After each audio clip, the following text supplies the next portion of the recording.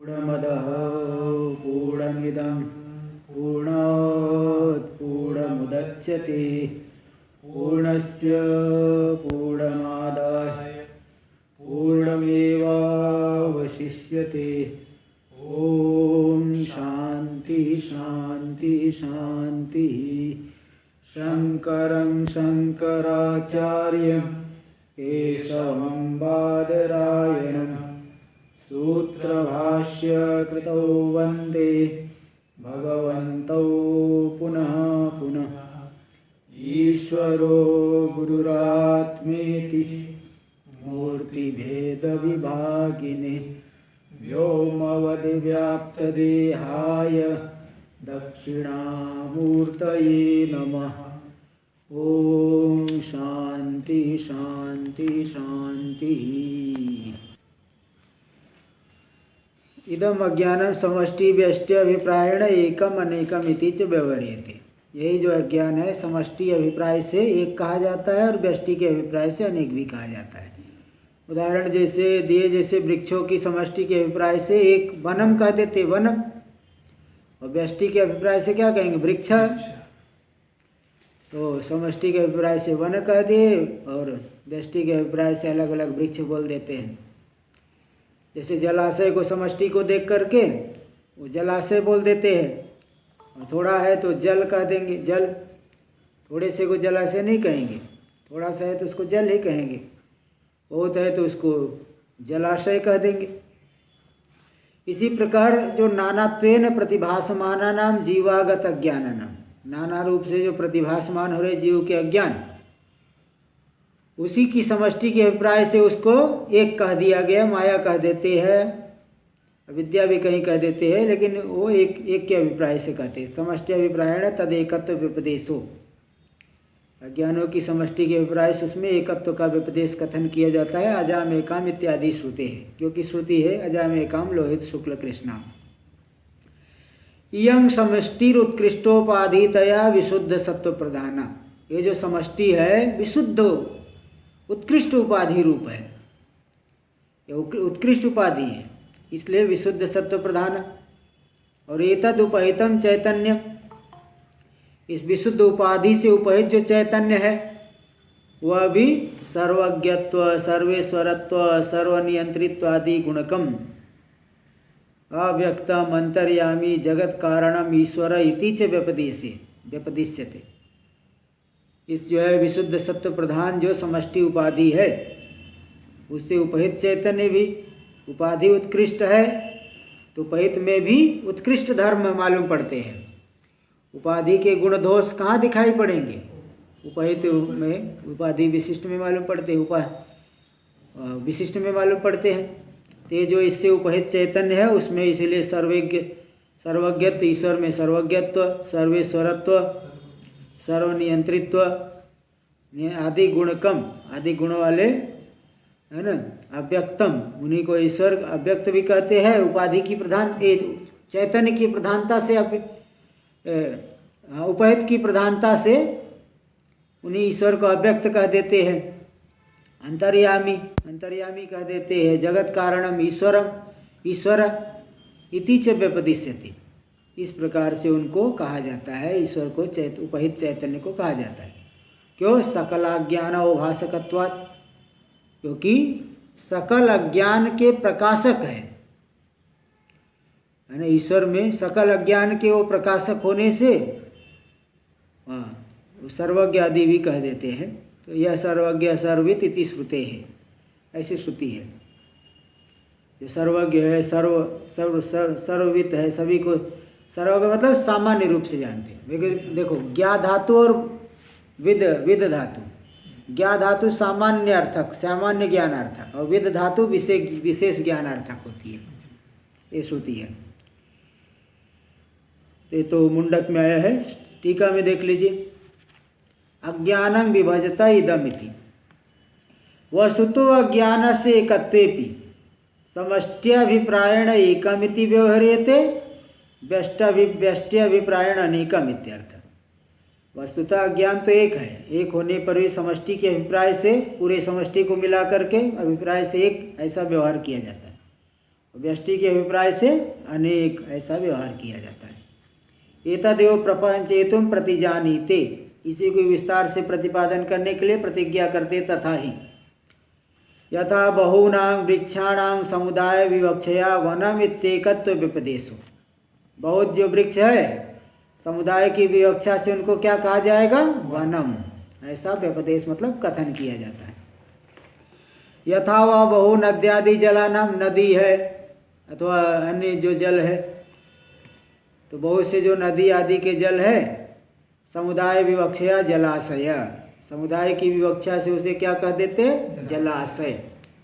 इति एकत्व व्यपदेश, एक वचन का एकत्व का कथन कर देते हैं। तथा अंतःकरणोपाधि भेदेन नानात्वेन प्रतीयमानानां जीवगत अज्ञानानां, इसी प्रकार अंतःकरण रूपी उपाधि के भेद से जो जीवगत अज्ञान नाना रूप से मालूम पड़ रहा है, उस अज्ञान की समुदाय विवक्षया समुदाय की समूह की विवक्षा से अज्ञानमिति एकत्व व्यपदेश, अज्ञानम ऐसा एकत्व का कथन हो जाता है। अस्मिन् अर्थे श्रुतिम प्रमाणयति, इस अर्थ में श्रुति को प्रमाण रूप से बताते हैं। अजामेकम लोहित शुक्ल कृष्णा, जो अजन्मा है, लोहित शुक्ल कृष्ण तीनों गुण वाली। टीका में आगे देखिए, नाना जीवगत निकृष्ट अंतःकरण व्यष्टि उपाध्यपेक्षया समष्टि उपाधिर वैलक्षण्यम दर्शयति। नाना जीव में होने वाले जो निकृष्ट अंतःकरण निकृष्ट है, उस निकृष्ट अंतःकरण रूपी जो व्यष्टि उपाधि की अपेक्षा समष्टि उपाधि में क्या है विलक्षणता? वो विशुद्ध सत्व प्रधान है। अंतःकरण आदि तो मलिन सत्व वाले हैं, विशुद्ध सत्व वाले नहीं, इसलिए अंतःकरण को लेकर के जीव को स्वरूप के विषय संशय होता है, विपरीत ज्ञान हो जाता है। ज्ञान दशा में कौन जो है अपने आप को शुद्ध सच्चिदानंद रूप हो, ऐसा कौन कह रहा है? वो तो शास्त्र वाक्य आदि सुनेंगे तो भले विवेक हो। इसलिए विवेक और अविवेक, बड़ा भाई कौन है? विवेक बड़ा भाई है, अविवेक बड़ा भाई है। जो पहले से हो वो बड़ा भाई माना जाएगा कि जो बाद में पैदा हुआ बड़ा भाई माना जाएगा? अविवेक पहले से है। विवेक तो बहुत जो है साधना करने पे होता है, विवेक और अविवेक के बीच में अविवेक ही बड़ा भाई है। विवेक तो जो है छोटा भाई है, बहुत बाद में पैदा होता है विवेक, इसलिए विवेक छोटा भाई है अविवेक बड़े भाई है। इसलिए क्या बता रहे कि नाना जीवगत, अच्छा ये तो हो गया। हाँ, तो जीवगत अगर तो बता दिए, टीका में दे रहे, विगत रागादि सकल कार्य दोष, रागादि दोष सकल कार्य प्रपंचस्य, विगत रागादि दोष सकल कार्य प्रपंचस्य जगत कारण भूतस्य अज्ञानस्य, जिसमें रागादि दोष है ना, जिसमें नहीं है, सकल कार्य रूपी प्रपंच जो इसमें नहीं है, जगत कारण भूतस्य अज्ञान है, समष्टिभूत उत्कृष्ट उपाधित्वेन, समष्टि रूपी उत्कृष्ट उपाधि होने से विशुद्ध सत्व प्राधान्यमिति भाव, विशुद्ध सत्व की प्रधानता है। एतत् समष्टि उपाधि द्वारेण ईश्वर चैतन्यम लक्ष्यति, इसी समष्टि उपाधि के माध्यम से ईश्वर चैतन्य को लक्षित कर रहे हैं। भाई शुद्ध चैतन्य में बिना किसी उपाधि को लेकर के भेद व्यवहार हो सकता है? हो सकता है क्या? नहीं हो सकता है। वह जीव है, ये ईश्वर है, ये ब्रह्मा है, विष्णु है, वरुण है, कुबेर है, तो ये सब जितने भी व्यवहार हो रहे हैं, वरुण, कुबेर, ब्रह्मा, विष्णु, महेश, सब अलग अलग उपाधि को लेकर के होते हैं। नहीं, शुद्ध तो एक ही है, एक ही आकाश है, उसमें कैसे भेद व्यवहार होगा?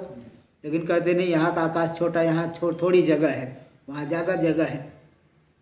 इस तरह से उपाधि को लेकर के सब व्यवहार होता है, नहीं तो आकाश कोई छोटा बड़ा नहीं होता है।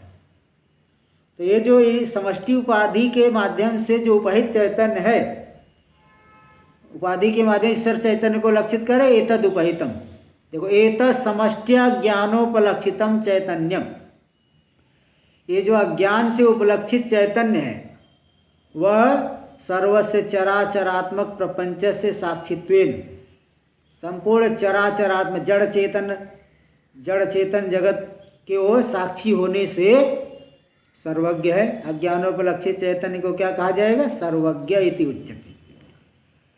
सर्वेषां जीवानां कर्मानुरूप एप्सित फलदातृत्वेन ईश्वर। सभी जीवों के कर्म के अनुरूप अभिष्ट फल देने वाले होने से उन्हें क्या कहते हैं? ईश्वर कहते हैं। ईश्वर है, हर एक कर्म को जानते हैं, सभी जीवों के प्रत्येक कर्म को जानते हैं। भाई जो फल देने वाला है बिना जाने फल दे सकता है क्या? कुछ कर्म आदि को देख कर देगा। इसलिए जो लोग हैं कंपनी आदि में वो अटेंडेंस लगता है कि कब आया है, कितना काम किया है, सब वो हिसाब किताब करते हैं। ये सब रहता है। तो इसलिए वो तो सभी जीवों के फल को जानने वाला है, अंतर्यामी है ना, सबको जानता है कौन क्या कर रहा है, शारीरिक वाचिक मानसिक सभी कर्मों को जानता है। तो सभी जीवों के कर्मों के अनुरूप इप्सित यानी अभिष्ट फल को देने वाला है। किस क्या मन में रख करके किस कर्म को किया है, तो कर्म की उत्कृष्टता और निकृष्टता को देख करके वो फल देते हैं। तथा सर्वेषां जीवानां अंतर्हृदय स्थित्वा बुद्धि नियामकत्वेन अंतर्यामी इति उच्यते। सभी जीवों के भीतर हृदय में अंतःकरण में स्थित होकर के बुद्धि के नियामक है वही ईश्वर, इसलिए उन्हें क्या कहते हैं? अंतर्यामी। अंतः सन यमयति तच्छीला इति अंतर्यामी। भीतर रह करके जो नियमन करते हैं, इसमें प्रमाण है। देखो कभी कभी व्यक्ति जो है बहुत जो है नहीं जाऊंगा, आखिरी समय में तैयार हो जाता है एकाएक। और कभी कभी जो है बहुत तैयार रहता है, आखिर अरे आलस आ गया, छोड़ो जाने दो क्या है एक दिन और बहाना मार देंगे क्या ऐसे हो जाता है ना बहुत। ऐसे छुट्टी के दिन भाई इस बार अष्टमी के दिन एक कार्य करना है, फिर छुट्टी के दिन आलस आ गया, अरे छोड़ो जाने दो। 7 दिन तक तो वैसे ही परेशान रहते हैं। इस एक दिन के भी चैन को कौन जो है, इस एक दिन का चैन जो है इसको कौन छीन, आराम से करे, चलो आराम करते। नहीं तो ऐसा रहता है भाई चलो अष्टमी आएगी उस दिन एक कार्य करना है, लेकिन अष्टमी आई उस दिन तो ढीला पड़ गया तो बुद्धि के नियामक है ना, सभी जीवों के हृदय में स्थित होकर के बुद्धि के प्रेरणा दे देने वाला। कई जो एकदम खड़ा हो जाते हैं बिना कुछ, तुरंत तो तुरंत ऐसा जो है प्रेरणा मिल गई कि तुरंत व्यक्ति तैयार हो गए। कोई बहुत दिन की तैयारी करके रखा है लेकिन वो ढीला पड़ जाता है। विपरीत बुद्धि के भी नियामक होंगे। हाँ, तो मतलब जैसा पूर्व का की वासनाएं है, पूर्व का जैसा कर्म है वासनाओं के अनुसार। जानामि धर्मम न च मे प्रवृत्ति, जानाम्य धर्मम न च मे निवृत्ति, केनापि जीवेन केनापि देवेन हृदय स्थितेन यथा नियुक्तोस्मि तथा करोमि। दुर्योधन से पूछा गया तुमको धर्म नहीं पता है क्या, जो तुम इतना कर रहे अधर्म कर रहे हो, अधर्म से डरते क्यों नहीं हो, क्यों ऐसा पाप कर्म में लगे रहते हो। तो दुर्योधन ने यही उत्तर दिया था, जानामि धर्मम न च मे प्रवृत्ति, मैं धर्म को जानता हूँ लेकिन मेरी प्रवृत्ति नहीं होती है। चोरी करने वाला उसको नहीं पता है गलत काम है, उसको पता है गलत कार्य है, लेकिन वासना उसकी ऐसी है कि वहाँ लगेगा वो। इस तरह से वासनाओं के जिस प्रकार के पहले के संस्कार है, पूर्व का अभ्यास है, व्यक्ति उसी जो है कर्म में लग जाता है। तो इस तरह से इसलिए सर्वेषां जीवानाम अंतर्हृदय स्थित्वा बुद्धि निया, सभी जीवों की ईश्वर सर्वभूतानाम हृदयेर्जुन तिष्ठति।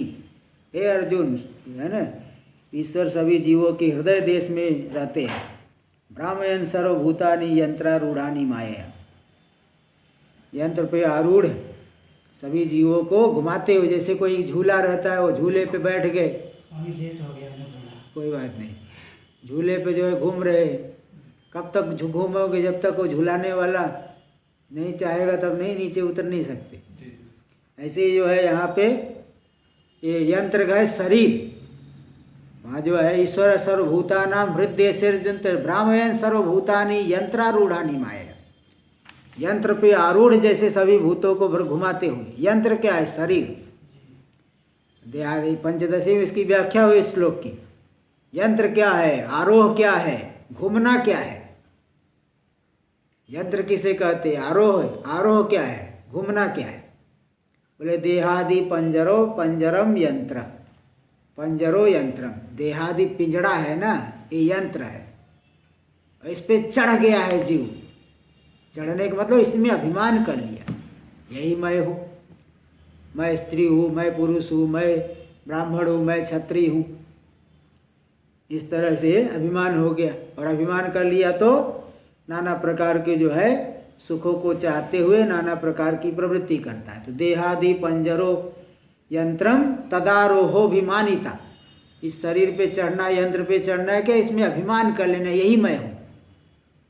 और भ्रमण क्या है? घूमना क्या है? विहित प्रतिसिद्धेषु प्रवृत्तिर भ्रमणम भवेत्। कभी विहित कर्म में प्रवृत्त होगा, कभी निषिद्ध कर्म में लगेगा, नाना प्रकार के लौकिक कर्मों को करता है।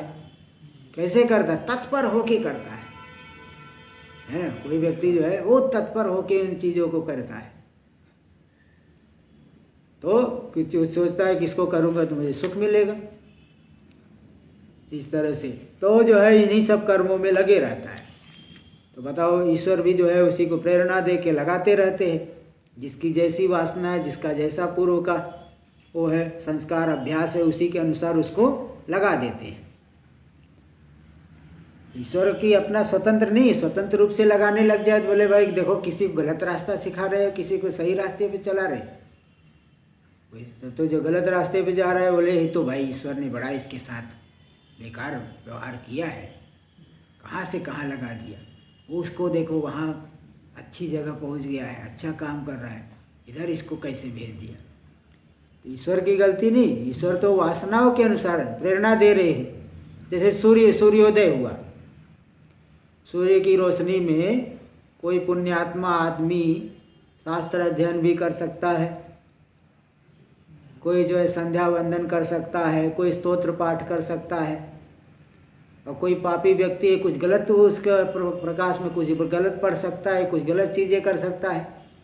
तो सूर्य के प्रकाश तो एक ही है, लेकिन उसके प्रकाश में जिसका जैसा संस्कार है, कोई पुण्य कर्म कर रहा है, कोई पाप कर्म कर रहा है, इसमें सूर्य की क्या गलती है? प्रेरणा तो दे रहे कि नहीं प्रकाश के माध्यम से। सूर्योदय हो गया, सब उठ जाते हैं। तो इस तरह से ये जो सूर्य की कोई गलती नहीं है।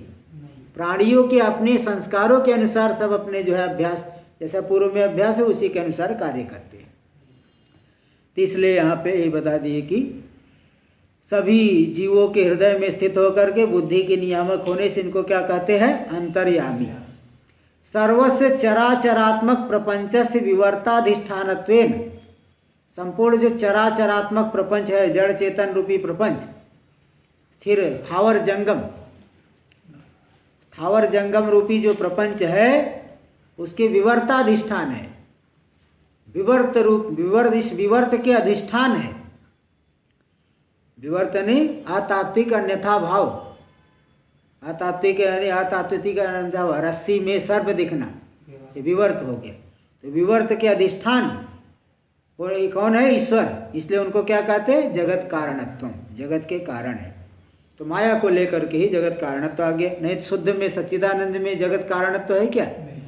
शुद्ध तो कारण ही नहीं, कुछ भी नहीं, न तो कार्य न कारण इत्यर्थ। उक्ते अर्थे युक्ति माह, उक्त अर्थ में युक्ति को दे रहे सकल, क्या दे? सकला अज्ञान अज्ञान अवभाषकत्वात्, संपूर्ण अज्ञान के प्रकाशक होने से, संपूर्ण जगत के प्रकाशक होने से वह क्या है? सर्वज्ञ है।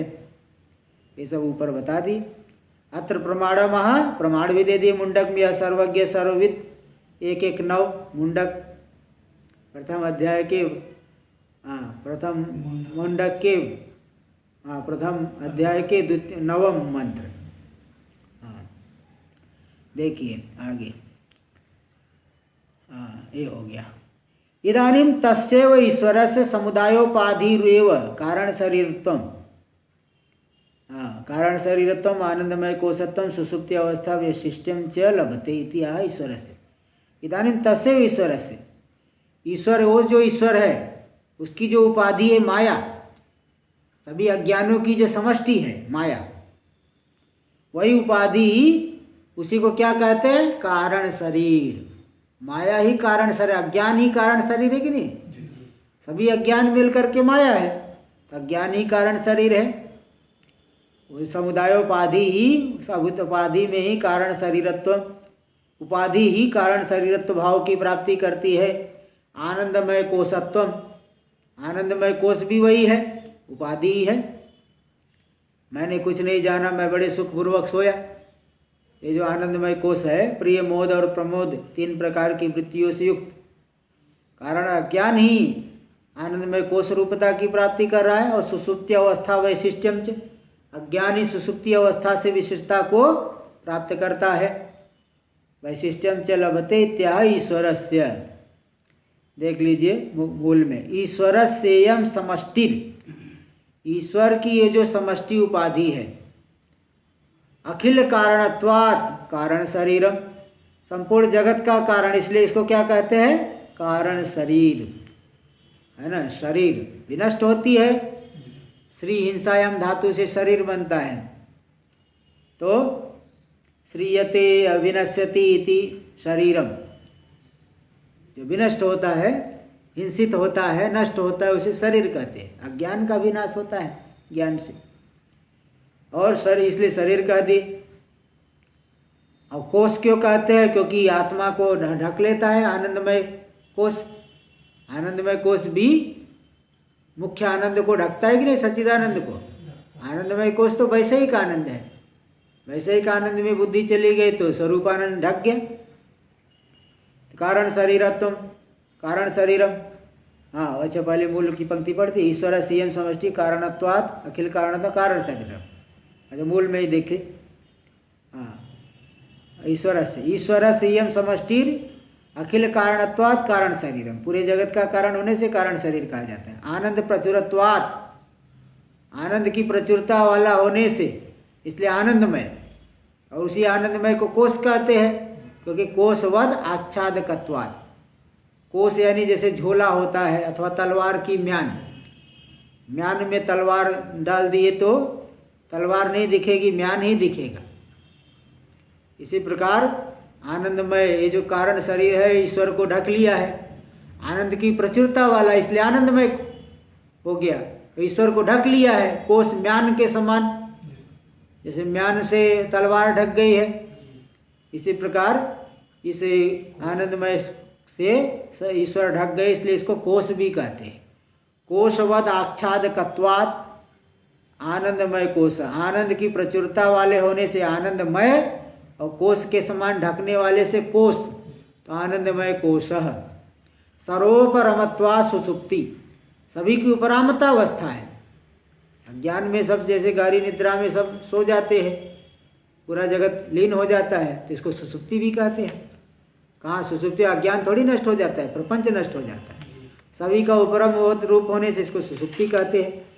अतएव इसी हेतु से ही, सभी के उपरम स्थान होने से, स्थूल सूक्ष्म प्रपंच लय स्थानम इति च उच्यते, इसी उपाधि को ही, ईश्वर की इसी उपाधि को ही स्थूल सूक्ष्म सभी का लय स्थान भी कहा जाता है। पूरे जो है प्रलय हो जाता है तो पूरा का पूरा जगत लीन हो जाता है ईश्वर की इस उपाधि में ही ना, ईश्वर की उपाधि में लीन हो जाता है समष्टि अज्ञान में। देखो टीका में दे रहे, कारण शरीरत्वे हेतु महा, कारण शरीर क्यों कहते हैं? क्योंकि अखिल जगत का कारण है ना, वहीं से पूरा जगत निकलेगा अज्ञान से ही, इसलिए कारण कह दिए। आनंदमयत्व हेतु महा, आनंदमय क्यों कहते हैं? क्योंकि आनंद की प्रचुरता वाला है। आनंद की प्रचुरता वाला क्यों है? देखो, कारणत्वावस्थायाम प्रकृति पुरुष मात्र व्यतिरिक्तस्य स्थूल सूक्ष्म कार्य प्रपंचस्य अभावात्, जो कारण दशा है, जैसे हम लोग की गहरी निद्रा दशा, सुसुप्ति दशा में न तो हमारा स्थूल प्रपंच है न सूक्ष्म प्रपंच है ना, केवल साक्षी है और अज्ञान मात्र है। साक्षी प्रकाशन कर रहा है और अज्ञान प्रकाशित हो रहा है। तो आगारी निद्रा में तो साक्षी है और अज्ञान है। ठीक है, साक्षी और अज्ञान दो ही तरह, स्थूल सा जगत नहीं है, सूक्ष्म जगत नहीं है, इसलिए इनका साथ कोई तादात, शरीर आदि के साथ तादात में नहीं है, जीव भाव नहीं है, वहाँ मालूम नहीं पड़ता है। यद्यप अज्ञान तो है, नष्ट नहीं हुआ है, वासना रूप से है, लेकिन जो स्थूल रूप से जीव भाव वहाँ नहीं मालूम पड़ रहा है। इसलिए वहाँ पे बता दिए कि इसी प्रकार समष्टि दशा में ले लो, जैसे व्यष्टि दशा में सुसुप्ति में है, कोई दुख नहीं मालूम पड़ रहा है, ऐसे समष्टि दशा में भी वहाँ प्रकृति पुरुष से व्यतिरिक्त स्थूल सूक्ष्म कार्य प्रपंच से अभावात, कार्य प्रपंच का अभाव होने से आनंद बाहुल्यम, आनंद की बहुलता है। ईश्वर में तो ऐसे भी कोई जो है आवरण है, विक्षेप शक्ति नहीं है, नहीं आवरण नहीं, विक्षेप शक्ति है, अज्ञान की विक्षेप शक्ति। ईश्वर को जगत दिखता है लेकिन उन्हें स्वरूप का आवरण नहीं है, आवरण नहीं है, विक्षेप शक्ति। विक्षेप से जगत दिखेगा तभी नियमन करते हैं, दिखाई नहीं पड़ेगा तो क्या कोई शासन करेगा? प्रधानमंत्री को देश नहीं दिखाई पड़ेगा तो शासन करेंगे क्या? शासन नहीं कर सकते, इसलिए दिखेगा तभी, जानेंगे तभी तो शासन करेंगे। कोशत्व युक्ति में, कोश होने इसमें क्या युक्ति है? क्योंकि ढक लिया है सच्चिदानंद को उसने। शरीरवद देखो दे दी, आच्छादकत्वात्, आच्छादकत्वात् कोशवद आच्छादकत्वात् आनंदमय कोश, कोश कहते हैं। देखो शरीराच्छादक चर्मवद, जैसे शरीर को ढकने वाला है चमड़ा, चमड़े से पूरा शरीर ढका हुआ है, नहीं ढका रहेगा तो फिर कोई भी कुत्ते बिल्ली सब आके नोच नोच के ले जाएंगे चारों तरफ से, कुछ नहीं कर पाओगे। इधर एक लटका हुआ है, इधर वो लेके भाग गया, दूसरा कुछ इधर का नीचे के लेके भागा, कोई कुछ पेट वाला हिस्सा लेके भागा, हाथ मलते रह जाओगे। बोले भाई अब क्या बचा, अब तुम क्यों आए हो? कोई और कुत्ता आया, बोला भाई अब तुम क्यों आए हो, जो था सब ले गए। जो था अब सब ले गए, तो इसलिए वो चमड़े से जैसे पूरा शरीर ढका रहता है, इसी प्रकार आनंद सच्चिदानंद रूप परमात्मा है, उसको ढक दिया है इसने आत्मा को। आत्माच्छादकत्वात् अज्ञान से कोश इति व्यवहार, अज्ञान को क्या कहते? कोश इस शब्द से व्यवहार कहते हैं। ननु तथापि कारणत्वोपाधेर अज्ञान से सुसुप्तित्वम कुतः, कारणत्व उपाधि वाले जो अज्ञान है उसमें को सुसुप्ति क्यों कहा जाता है? उसकी सुसुप्ति, उसमें सुसुप्तित्व कैसे है? सुसुप्ति संज्ञा कैसे कह दिया उसकी? बोले नहीं, इत्यतः सर्वोपरमत्वात्, सभी का उपरम रूप है, इसलिए उसको सुसुप्ति भी कहते हैं। प्रलय काल कहते हैं कि नहीं, प्रलय काल तो वही सुसुप्ति है, समष्टि उपाधि भी सुसुप्ति वही प्रलय काल ही है। व्यष्टि में जैसे सुसुप्ति होती है, सर्वस्य स्थूल सूक्ष्मोपाधे कारणोपाधौ लीनत्वात् सुसुप्तित्वम, जितना भी स्थूल सूक्ष्म उपाधि है वह पूरी की पूरी उपाधि कारणोपाधि में लीन होने से, कारणोपाधि को क्या कहते हैं? सुसुप्ति कहते हैं, सुसुप्तित्वम उसमें रहेगा।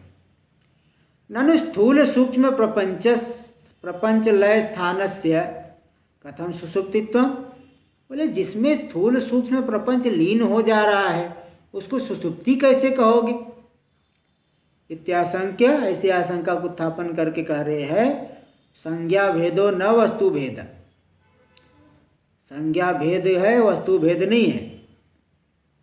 हाँ देखो, सुसुप्ति कह दिए, सभी का उपरम अवस्था होने से सुसुप्ति कह दिए, और सभी को उपरम होने से स्थूल सूक्ष्म प्रपंच का लय स्थान भी कह दिए, तो दोनों में संज्ञा भेद।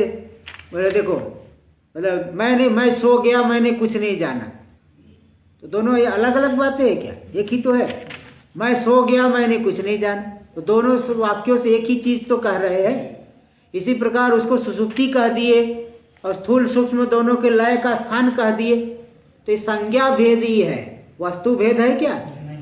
सुसुप्ति कहो चाहे स्थूल सूक्ष्म प्रपंच लय स्थानम, ये दो शब्द आया ऊपर मूल में, देखो इसी उपाधि को सुसुप्ति सर्वोपरमत्वा सुषुप्ति अतएव स्थूल सूक्ष्म प्रपंच लय स्थानम इति च। ये दो शब्दों से कहा जाता है, तो दोनों में संज्ञा भेद ही है, वस्तु भेद नहीं है। सुषुप्ति ही स्थूल सूक्ष्म प्रपंच का लय स्थान है, तो जिसको सुषुप्ति कहा गया उसी को स्थूल सूक्ष्म प्रपंच लय स्थान कहा गया है। नाम में ही भेद है, वस्तु में भेद नहीं है। इत्या अतएव स्थूल।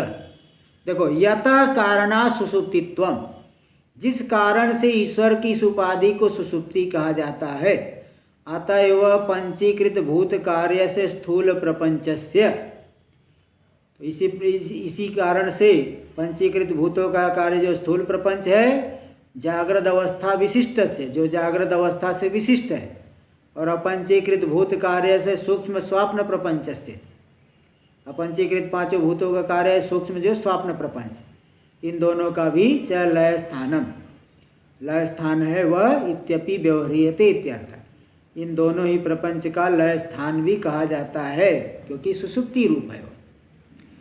समष्टि रूपा ज्ञानम सप्रपंचम निरूप्य, ये समष्टि रूपी अज्ञान को विस्तार से निरूपण करके, ईश्वर की उपाधि का निरूपण करके, इदानीम अब व्यष्टि उपाधि है अज्ञान, जो अभी तक अज्ञान की समष्टि को बताए, अब व्यष्टि अज्ञान को बता रहे। इदानीं व्यष्टि भूतम अज्ञानम सप्रपंचम निरूपयितुम, ये जो व्यष्टि स्वरूप अज्ञान है उसको विस्तार से निरूपित करने के लिए, निरूपण करने के लिए दृष्टान्तौ तावत् दर्शयति, दो दृष्टांत यहाँ दिखाते। यथा वनस्य इति, मूल में यथा वनस्य व्यष्ट्यभिप्रायण वृक्षा इति अनेकत्व व्यपदेशो, एक ही वन है, अरे भाई यहाँ तो बहुत वृक्ष है, बहुत वृक्ष कह देंगे, व्यष्टि अलग अलग के अभिप्राय से क्या कहेंगे, देखो बहुत वृक्ष है, तो वृक्षा इति अनेकत्व व्यपदेशो। यथा व जलाशय से व्यष्टि व्यष्ट्यभिप्रायण जलानी इति, इसी प्रकार जैसे जलाशय को व्यष्टि के अभिप्राय से बहुत जल है, बहुत जल, ऐसा कह देंगे।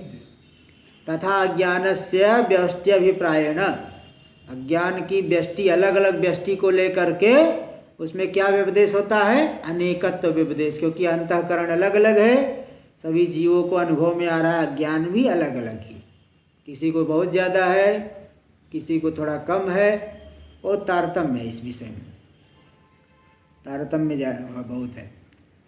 तो इसमें क्या प्रमाण है, इंद्रो माया भी ही पूर्व रूप ईयते, इंद्र जो परमात्मा है माया की शक्तियों के द्वारा पूर्व रूप बहुरूप सन ईयते प्रकाशते, नाना रूपों में दिखाई दे रहा है, प्रकाशित हो रहा है।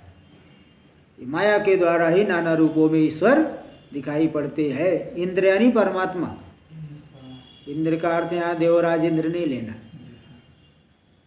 इंद्र देवराज इंद्र भी उन्हीं में से एक है उन्हीं में से एक है, वो सभी थोड़ी है, देवराज इंद्र भी उन्हीं में एक है। इंद्र यानी परमात्मा माया की शक्तियों के द्वारा नाना रूपों में प्रकाशित हो रहे इत्यादि श्रुते हैं। टीका में देखिए, यथा बहुवृक्ष समुदाय से वनत्वेन रूपेण एकत्व व्यवहारे, बहुवृक्ष समुदाय है, वन रूप से उनमें क्या व्यवहार होता है, एक वन, क्या कहेंगे, एक वन है। ऐसा होने पर प्रत्येक वृक्ष विवक्ष चूतादयो बहवो, चूत यानी आम्र वृक्ष को कहते हैं, आम का वृक्ष, अमरूद का वृक्ष, केले का वृक्ष, तो अलग अलग वृक्षों की विवक्षा से क्या कहेंगे, बहो वृक्षास्तिष्ठन्ति, बहुत वृक्ष खड़े हैं यहाँ पे, तो यहाँ तो बहुत वृक्ष खड़े हैं। इति बहुत व्यवहार हो, तो जैसे बहुत व्यवहार हो गया अलग अलग वृक्षों को लेकर के, केला है, आम्र वृक्ष है, अमरूद है, ऐसे बहुत से वृक्ष हैं, कटहल, जंगल में तो यहाँ अपने बिल्व का वृक्ष बहुत है, यहाँ बिल्व वृक्ष बहुत है। तो पहले तो क्या है, स्वाभाविक रूप से ऐसे वन होते थे ना, तो उसमें फल वाले वृक्ष बहुत होते थे। अभी तो सब जगह लगा रहे हैं, बिना फल वाले हैं तो भी नहीं बच रहा है, फल वाला लगा देंगे तो एक एक नोच लेंगे, एक पत्ते नहीं बचेगा। इसलिए जो है वो थोड़ा साल आदि लगा देते हैं, कुछ इसमें फल वल नहीं रहते तो कम से कम थोड़ा बचा हुआ है नहीं तो फिर कुछ बचता नहीं, जनसंख्या बहुत बढ़ी हुई है। हाँ, एक बार जो है एक जगह नर्मदा के किनारे एक आश्रम में, थोड़ा वो जंगल में ही था, चतुर्मास कर रहा था। तो एक बार वो गांव के लड़के लोग बहुत आके वो केला जो है, नहीं केला नहीं, पपीता तोड़ रहे हैं। वो कच्चा था पपीता। मैंने कहा भाई कच्चा क्यों तोड़ रहे? बोले भाई महाराज जी हम लोग तो गांव वाले हैं, हम लोग तो कच्चा भी खा लेते हैं। हम लोग कच्चा भी खा लेते। मैंने कहा अच्छी बात है भाई, ले जाओ कोई बात नहीं। तो इस तरह से होता है ना। तो ये ऐसा तो बहु यथा व दूसरा देव विदेशा यथा वापी कूप तड़ाग आदि सु। वापी कूप तड़ाग आदि, वापी है, बावड़ी है, कूप है, तड़ाग तालाब आदि सु समुदाय विवक्षा जलाशय। समुदाय की विवक्षा से क्या कहते हैं उसको? जलाशय इति एकत्व व्यवहारे पी। जलाशय इस प्रकार से एकत्व का व्यवहार होने पर भी प्रत्येकम वाप्यादि विवक्षया बहुनी जलानि तिष्ठन्ति इति बहुत व्यवहार। प्रत्येक वापी आदि की विवक्षा से बहुत जल स्थित है, इति बहुत व्यवहार। इस प्रकार से बहुत व्यवहार हो जाता है। तथा सकल प्रपंच कारणस्य अज्ञानस्य। इसी प्रकार संपूर्ण प्रपंच का कारण जो अज्ञान है, उस अज्ञान में समुदाय रूपेण एकत्व व्यवहारे भी, समुदाय रूप से एकत्व का व्यवहार होने पर भी अहंकार आदि कारणीभूतानाम जीवगता ज्ञानानाम, अहंकार आदि के जो कारणीभूत है जीवगत अज्ञान, अज्ञान से अहंकार आदि उत्पन्न हुए हैं, अंतःकरण आदि। तो जैसे संपूर्ण प्रपंच का कारण अज्ञान, समुदाय रूप से एक व्यवहार हो रहा है, लेकिन अहंकार आदि अलग अलग जो सबका शरीर स्थूल सूक्ष्म उपाधि है, उसका कारण कौन है? अज्ञान। अहंकार आदि कारणीभूत जो जीवगत अज्ञाननम प्रत्येक विवक्षया, अलग अलग की विवक्षा से क्या व्यवहार होगा? बहुत व्यवहार है, बहुत है ऐसा व्यवहार होता है। अस्मिन् अर्थे श्रुति प्रमाणयति। इसी अर्थ में श्रुति को प्रमाण रूप से बता रहे। इंद्रो माया भी पुरुरूप ईयते। इंद्र यानी परमात्मा माया की शक्तियों से अनेक रूप में प्रकाशित होते हैं। ननु तथापि एकस्य अज्ञानस्य तदौच्छिन्न चैतन्यस्य वा व्यष्टि समष्टिता कुतः। बोले एक ही अज्ञान है अथवा अज्ञानावच्छिन्न चैतन्य है, उसमें व्यष्टि रूपता समष्टि रूपता कहाँ से आएगी? अज्ञान तो एक ही है। इत्यतः अत्र व्यस्त, मूल में देख लीजिए, अस्त्र व्यस्त समस्त व्यापित्वेन व्यष्टि समष्टिता व्यपदेश। एक ही उपाधि है, तो इसलिए पहले बता दिया था कि विशेषण अष्टि व्यापनोति थी व्यष्टि, अलग अलग जगह व्याप्त करती, इसलिए व्यष्टि कह देंगे। और समस्तेन अष्टि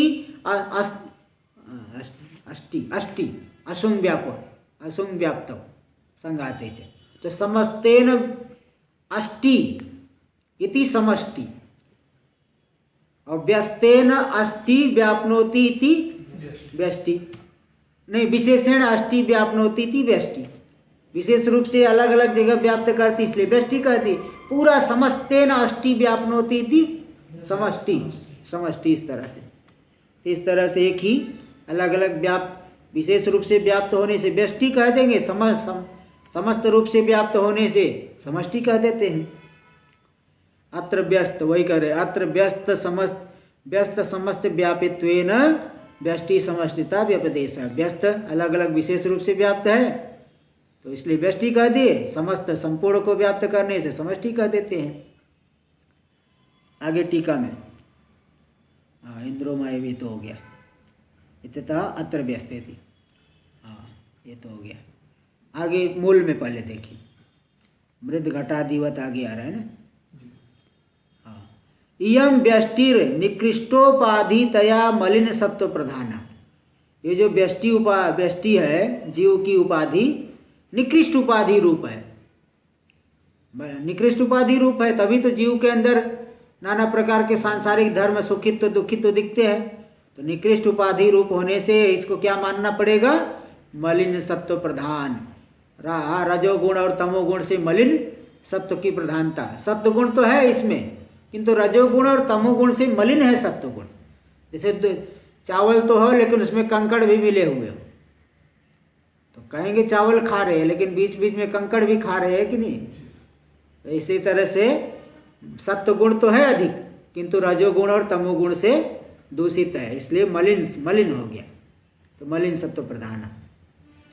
एतद उपहितम चैतन्यम, इस उपाधि से उपहित जो चैतन्य है वह अल्पज्ञत्व अनीश्वरत्व आदि गुणकम, अल्पज्ञत्व गुण से युक्त है। हाँ, जीव इस उपाधि से उपहित चैतन्य मतलब जीव अल्पज्ञत्व से विशिष्ट है, अनीश्वरत्व आदि वह ईश्वर नहीं बल्कि अधीन है, काम कर्म आदि के अधीन है कि नहीं, नाना प्रकार से जो है वो अधीन हो गए, उपाधि के अधीन है। तो अधीन अपने आप को जानता है, यद्यपि तो स्वामी है लेकिन वो अधीन है। भाई देखिए, इसलिए पूछते हैं, एक महात्मा जी बोलते थे, तुम मन के स्वामी हो कि मन के नियामक हो, मन के स्वामी हो कि मन के द्वारा, मन के नौकर हो। मन हमारा नौकर है कि स्वामी है? मन नौकर है, लेकिन हम लोग मन की ही जो है हाँ स्वामी मान लिए है गलती से। जैसे कोई नौकर हो, इसमें उदाहरण देते थे कि कोई जो है जयपुर के राजा थे, वो जयपुर के राजा जो है तो उनके जो बगीचे का माली था वो उनका लड़का जाके, अब लड़के तो छोटे बच्चे तो छोटे बच्चों के साथ में खेलेंगे, वो थोड़ी कि बड़ा गरीब है अमीर है, छोटा बच्चा छोटे बच्चे के साथ में खेलेगा।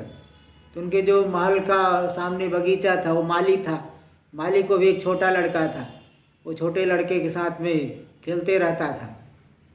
तो जयपुर के राजा को कई फैक्ट्री चलती थी, तो उनमें से किसी एक फैक्ट्री का मैनेजर जो है कोई अंग्रेज था। तो अब वो आने वाला था राजा से मिलने के लिए, तो वो बोल के रखे थे कि उधर वो अंग्रेज आएगा मैनेजर, तो थोड़ा जो है जगह दे देना। तो बता लड़के वो जो है माली अपने बच्चे को भी बोल के रख दे, अरे आजू बड़ा साहब आने वाला है, तू इधर नहीं खेलना। तो जब ये लड़का गया उनके साथ खेलने, राजा का लड़का, बोले चल खेलते, अरे बड़ा साहब आने वाला है, नहीं खेलेंगे उधर।